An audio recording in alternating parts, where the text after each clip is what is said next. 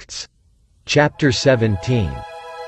Now, when they had passed through Amphipolis and Apollonia, they came to Thessalonica, where there was a synagogue of the Jews.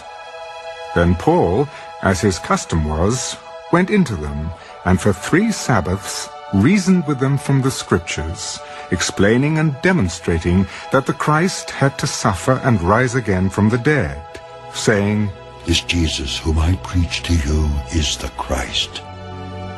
And some of them were persuaded, and a great multitude of the devout Greeks, and not a few of the leading women, joined Paul and Silas.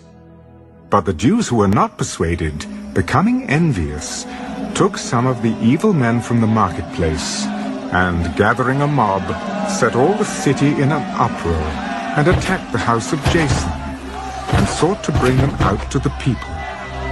But when they did not find them, they dragged Jason and some brethren to the rulers of the city, crying out, "These who have turned the world upside down have come here too. Jason has harbored them, and these are all acting contrary to the decrees of Caesar, saying there is another king, Jesus."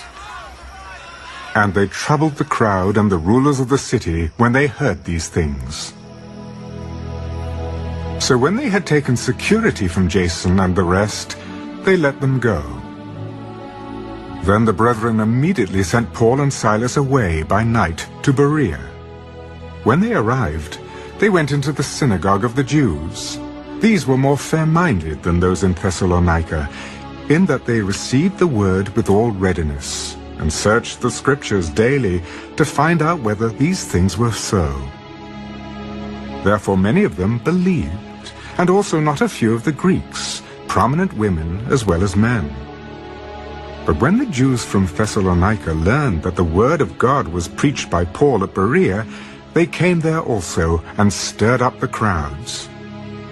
Then immediately the brethren sent Paul away to go to the sea. But both Silas and Timothy remained there. So those who conducted Paul brought him to Athens, and receiving a command for Silas and Timothy to come to him with all speed,